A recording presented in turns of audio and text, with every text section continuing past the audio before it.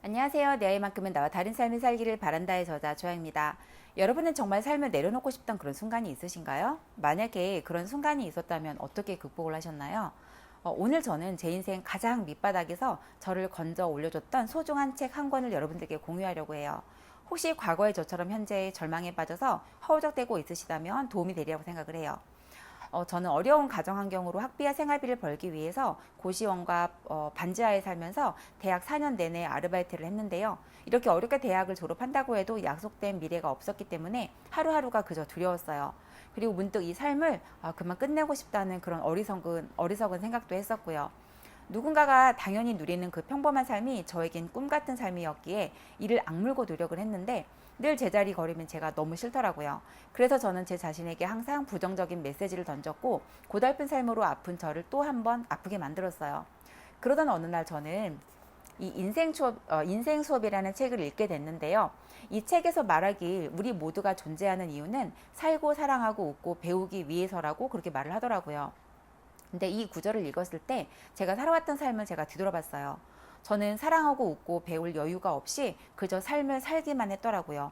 물론 사랑하고 웃는 순간도 있었지만 정말 마음 놓고 사랑하고 웃은 순간이 과연 얼마나 될까라는 생각이 들었어요. 그리고 무엇보다 나는 무엇을 배우며 살았을까라는 생각을 해봤는데요. 큰 도움이 되지 않던 학교 공부 이외에 배운 게 없더라고요. 물론 영어를 독학으로 공부했기 때문에 그것도 배움이긴 하지만 이 책에서 말하는 배움은 뭔가 다른 깊이가 있어 보였어요. 저자는 인간이 배울 필요가 있는 것들에 대해서 두려움, 자기 비난, 화, 용서를 언급하는데요. 이 부분을 읽는 순간 저는 너무나 뜨끔했어요. 그 당시 제가 매일 저 자신에게 했던 게 바로 자기 비난과 화였고 제 자신에 대한 믿음이 없다 보니까 늘 두려웠거든요. 이렇게 부정 에너지가 가득하다 보니까 피해의식에 쩔어서 남 탓을 하기가 바빴고요. 그런데 이 부정적인 감정조차 배움의 일부로 바라보라는 말이 저에게는 큰 울림을 줬어요. 자신에게 부정적인 면이 있다는 그 사실을 인정해야지만 노력으로 그것을 내보낼 수 있다라고 그렇게 말을 하더라고요. 내가 느끼는 감정을 모두 인정해야 온전히 내 자신이 될 수 있다는 거죠. 그래서 저는 지금으로부터 16년 전인 2007년 11월 1일 바로 이 노트에다가 나에 대한 솔직한 평가라는 제가 글을 쓰기 시작했어요.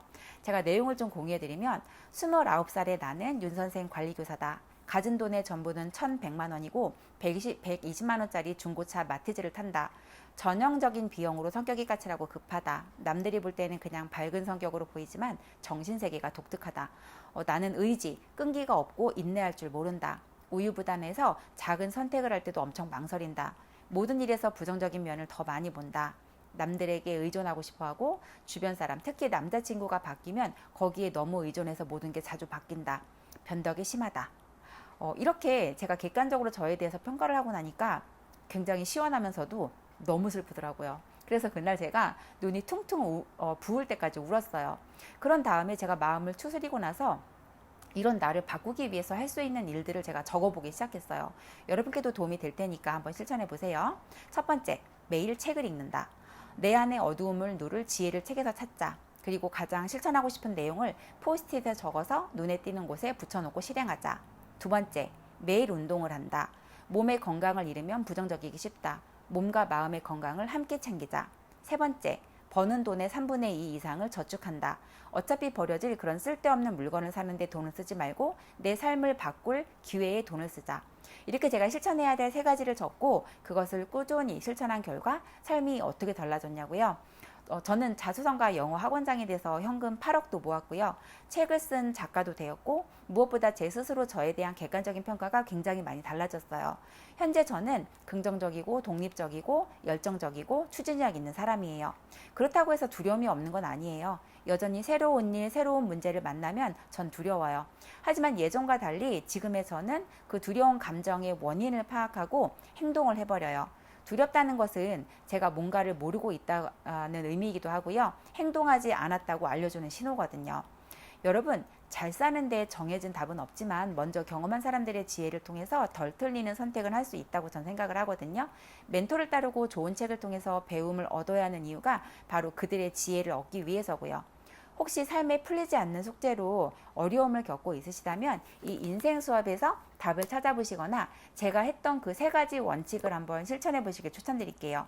내 삶의 주인으로 내 자신과 잘 협력하는 여러분 되시길 응원하면서 영상 마치도록 하겠습니다. 감사합니다.